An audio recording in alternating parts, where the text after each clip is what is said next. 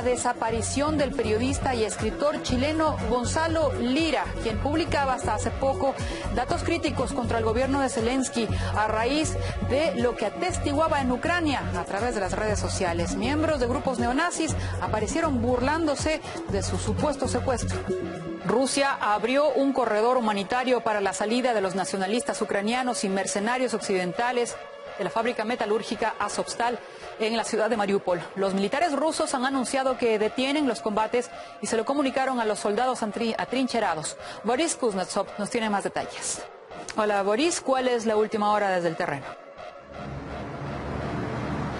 Hola María, el ejército ruso ha decidido poner en pausa el asalto.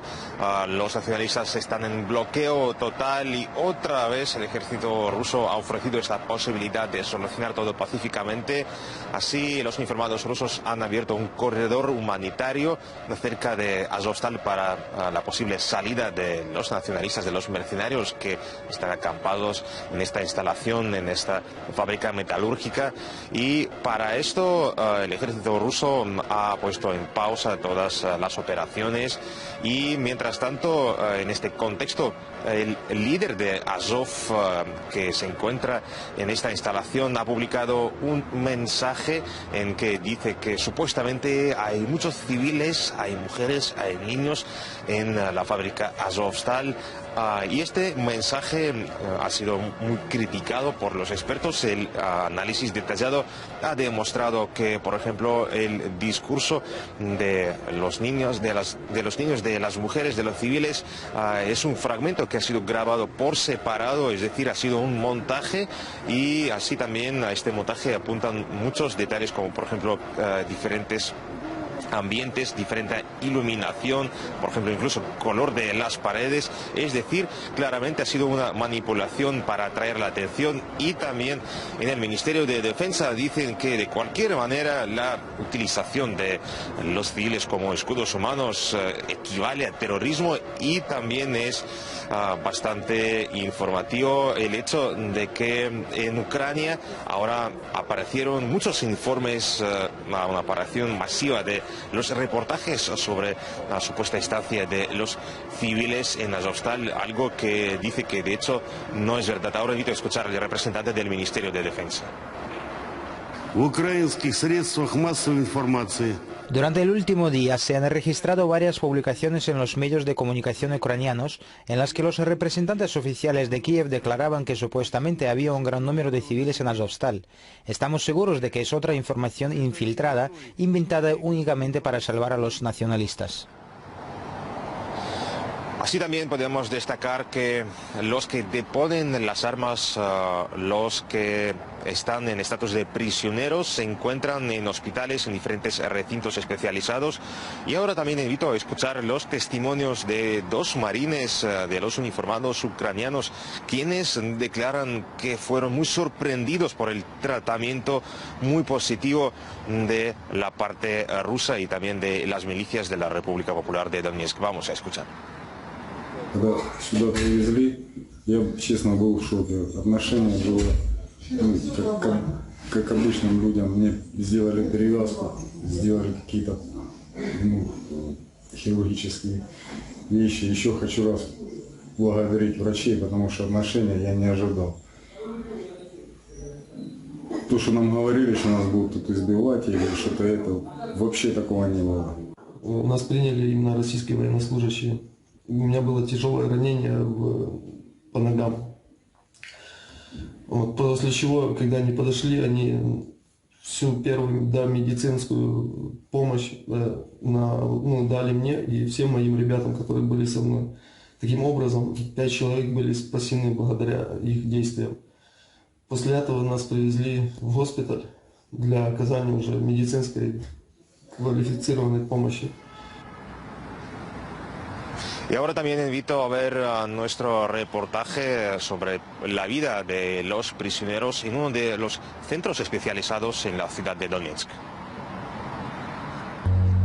Cada vez más militares desertan de las filas del ejército ucraniano.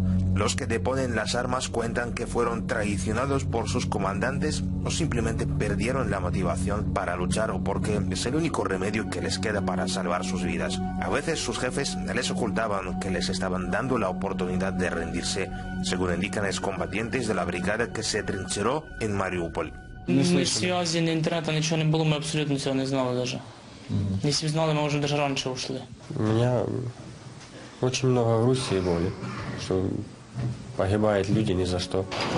Los que se encuentran aquí en Donetsk fueron trasladados básicamente desde Mariupol. Hay efectivos de distintos regimientos, lo mismo marines que miembros de batallones nacionalistas. На каждого, естественно, идентифицируем, как положено формируется папка, формируется дело, фотографируем, дактилоскопируем пальцы в личное дело. У кого есть документы, значит, с документами, у кого нет, со слов.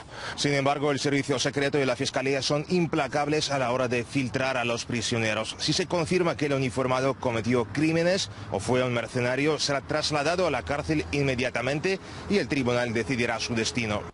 En Donetsk hay recintos especiales a donde trasladan a los prisioneros de guerra. Las condiciones en que viven son más que apropiadas. Reciben tratamiento médico y comida 3 veces al día. Funcionan las cocinas de campaña. Первое, второе, чай, салаты, мясо, все полноценно. Вообще вот невозможно жаловаться. Un contraste abismal si se compara con las condiciones infrahumanas a las que el ejército ucraniano somete a los prisioneros rusos. El Ministerio de Defensa ha denunciado en reiteradas ocasiones que los soldados rusos han sido víctimas de torturas. En cámara, los prisioneros dicen que les duele haber ido a la guerra, pero la gran cuestión es si su arrepentimiento es sincero o no. Я служу в тыловом подразделении, поэтому мне тяжело это все рассказать и объяснить, как это все вблизи выглядит. Я же говорю, я тыловик. А вообще, это война, это очень плохо и очень тяжело, это неправильно. Мирные, как сказать, люди, граждане, если между собой, грубо говоря, братья, и они вот воюют, это очень все тяжело. Boris Kuznetsov, República Popular de Donetsk.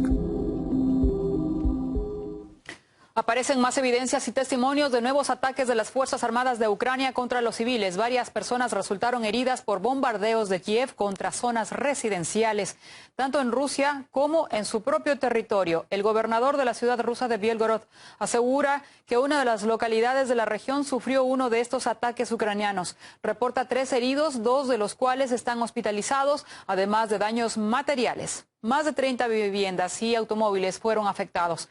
Según el Ministerio de Defensa ruso, otra agresión tuvo lugar en la provincia ucraniana de Zaporozhye. Como resultado, una anciana fue hospitalizada con múltiples lesiones. También decenas de casas terminaron dañadas, varias de ellas completamente destruidas. Los residentes locales afirman que el golpe fue presuntamente causado por municiones de racimo, prohibidas a nivel internacional. Вы пройдите по улице, вся улица кассетами посечена. Все заборы, все. Улица шатает. Потом середина улицы, там вот такие дырки. Ну, здесь видишь, вон осколки.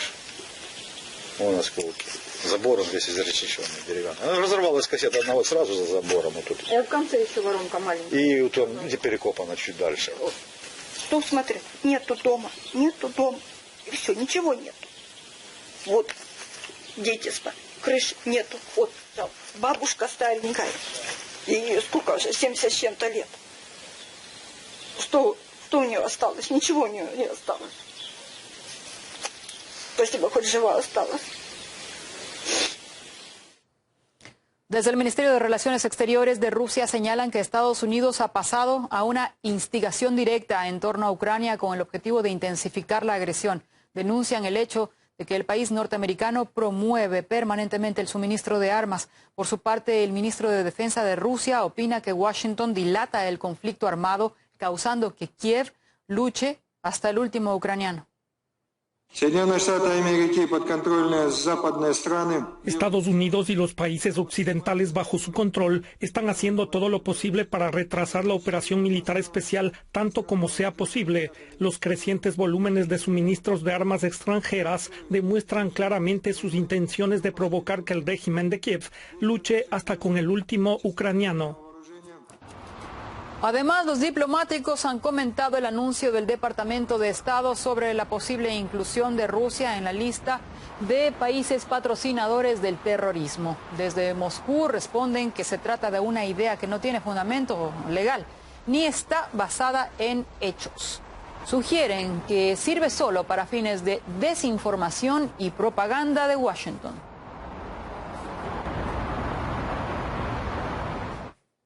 Ante este panorama, Rusia alerta que no puede confiar en los socios occidentales en ningún ámbito. Por ello, el ministro de Relaciones Exteriores, Sergei Lavrov, señala que su nación ha logrado la autosuficiencia en la mayoría de las áreas estratégicas y llama a cooperar a todos los países que no optaron por la vía de las sanciones. Ahora hemos llegado a una conclusión muy sencilla. No podemos confiar en nuestros colegas occidentales en ningún ámbito de la vida que sea de importancia estratégica, ya sea la seguridad alimentaria, que logramos garantizar nosotros mismos después del 2014, ya sea la defensa, por supuesto, o algunos sectores estratégicos donde se está desarrollando tecnología de punta e indica el futuro de la humanidad. No tuvimos tiempo para lograr la autosuficiencia en todas estas áreas, pero en la mayoría de los asuntos resolvimos este problema. Y por supuesto, estamos abiertos a la cooperación con todos los países que no implementen medidas unilaterales, ilegítimas y ilegales en violación de la Carta de la ONU. China continuará fortaleciendo su cooperación estratégica con Rusia. Así lo afirman desde Pekín, pese a las recientes amenazas de Washington sobre consecuencias por su apoyo a Moscú. Desde el Ministerio de Exteriores del país asiático señalan que la colaboración no será alterada por los cambios en la palestra mundial. Además afirman que abogan por colaborar junto a Rusia para la construcción de un nuevo tipo de relaciones internacionales. En India, a su vez, están dispuestos a aumentar las compras de petróleo ruso. Según medios, las refinerías estatales de la nación no planean restringir el intercambio de crudo ni seguir la línea impuesta por Washington. En el mismo tono se pronunciaron en Hungría, donde se oponen al embargo contra el sector del gas y petróleo ruso. Desde Brasilia también brindaron apoyo a Moscú. El canciller del país latinoamericano defendió la permanencia de la nación eslava en el G20. Asimismo, anunció que el gobierno brasileño busca importar fertilizantes rusos pese a las sanciones occidentales. India y China, así como otros países, vienen enfrentando la presión de Washington por su rechazo a unirse a las medidas restrictivas contra el Kremlin.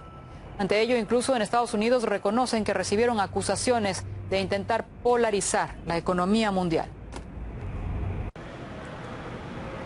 En las últimas semanas hemos escuchado críticas de algunos sectores de que la respuesta basada en sanciones a las acciones de Rusia amenaza con fracturar la economía internacional. El presidente de CAI Center y analista político Adrián Celaya opina que la estrategia de los países occidentales de aislar a Rusia ha fracasado. Afirma que Moscú cuenta con el apoyo de naciones clave como la India, China y Brasil, entre otros. Es evidente que ya desde el primer momento las naciones claves que podrían soportar la economía de Rusia como alternativa al bloqueo por parte de Europa y de Estados Unidos se han posicionado de forma muy clara, fundamentalmente los países emergentes, China, pues India, Brasil, el conjunto de los países BRICS, casi todos los países emergentes, una buena parte de los países en desarrollo también. A corto plazo, estamos hablando de un plazo de semanas todavía, está claro que esa estrategia de aislamiento ha fracasado y ya digo que eso no quiere decir que Occidente no vaya a continuar con la misma estrategia. ¿Quién se beneficia de este bloqueo? Evidentemente no los países que lo están poniendo en marcha, no a Europa y Estados Unidos.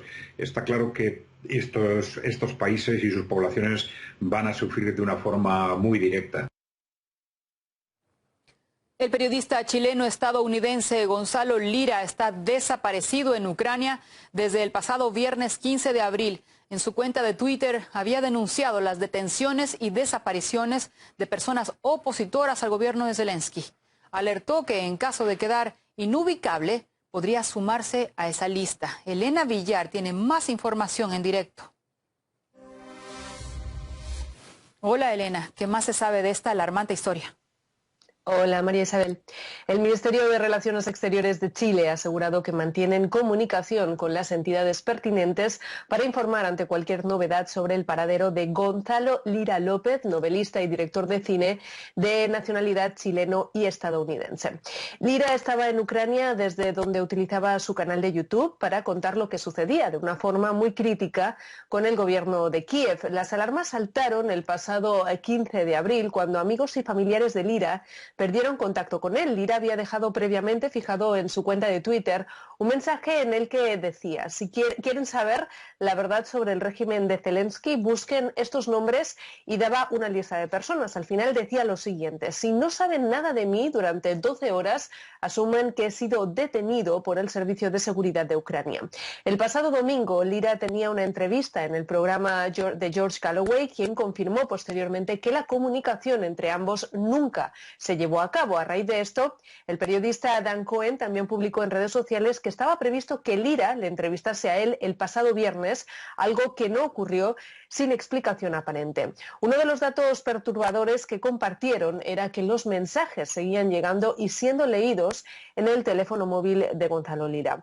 Este pasado lunes, sin embargo, la preocupación aumentó después de que el conocido nazi Sergei Botsman-Korotkich asegurase que Lira había sido secuestrado y torturado y pidiese su decapitación. Posteriormente, ocultó dichos mensajes. En otro tuit, una periodista estadounidense empotrada del lado ucraniano no solo celebraba la desaparición de Lira, sino que apuntaba a otro objetivo, a Patrick Lancaster. Lancaster es uno de los reporteros que más de cerca ha documentado y sigue documentando los ataques al Donbass desde el año 2014. Cabe destacar que previo a su desaparición, Lira ya había mostrado preocupación, sobre todo a raíz del señalamiento al que le sometió la publicación estadounidense Daily Beast, empezando por un tuit de una de sus columnistas exponiéndole en Ucrania, y más tarde un artículo en el que le describían como un cómplice pro-Putin en Ucrania. Vamos a escuchar qué decía el propio Lira sobre este asunto. Si no saben de mí en 12 horas o más, asuman que habré sido capturado por el Servicio de Seguridad de Ucrania, y tengan en cuenta que el mayor responsable es The Daily Beast. The Daily Beast, que mintió deliberadamente sobre mí afirmando que no estoy en Kharkov. Admitieron el hecho de que me están buscando y que quieren localizarme con cada artículo que escriben, y luego se pusieron en contacto con el gobierno ucraniano para que sepan que estoy en Kharkov, para que se den cuenta de mi importancia, para que puedan enviar a algunos matones del Servicio de Seguridad para capturarme. A la espera de saber qué ha pasado exactamente con él, el caso de Lira se añade a la lista de muchos otros informadores víctimas de la represión ucraniana. Otro de ellos, un bloguero ucraniano sentenciado a 13 años de prisión por traición, por escribir, entre otras cosas, que Zelensky estaba equivocado. Son años que Rusia nos pide un acuerdo razonable, es decir, mantenernos alejados de la OTAN, pero no hubo cambio de ruta. Muchas gracias, Elena, por todos estos datos. Preocupantes, sin duda. Seguimos hablando sobre el peligro que corren los reporteros en Ucrania con el periodista y analista Javier Couso, quien nos acompaña en directo. Hola, Javier. Se trata de un ciudadano chileno estadounidense. ¿Por qué no vemos una reacción de Washington? Bueno, no vemos una reacción ni de Washington ni de los grandes medios occidentales, porque lo que estaba caracterizando y demostraría que estamos ante un régimen que está impidiendo de cualquier manera y con maneras de desapariciones e incluso de condenas larguísimas el libre ejercicio de la libertad de información. Por lo tanto, caracterizar cada día más por toda la secuencia de crímenes que estamos viendo a ese régimen como inspirado claramente por un ideario nazi. Ahora, ¿qué tan alarmante ve usted la situación de los trabajadores de prensa? Bueno, hay que recordar que se cumplió un aniversario también del asesinato de su hermano. ¿Cómo ve el riesgo que corren ahora mismo quienes están informando lo que ocurre en Ucrania? Bueno, cualquier guerra es peligrosa y cualquier periodista de guerra lo sabe, pero lo que no debemos admitir como una sociedad avanzada que defiende la libertad de información es que a los periodistas se les coloque en un punto de mira, sean asesinados, secuestrados o desaparecidos. Y lo que estamos viendo claramente en Ucrania es que solo se deja trabajar a los periodistas que repiten como un mantra no periodismo de guerra, sino periodismo de propaganda de guerra. Por lo tanto, una denuncia clara y un apoyo a esos periodistas que se están jugando la vida, y hay que denunciarlo, a pesar de que, para mi desgracia, el gremio periodístico en mi país no lo esté denunciando. Y toda la solidaridad por ello. Muchísimas gracias por esta entrevista, Javier.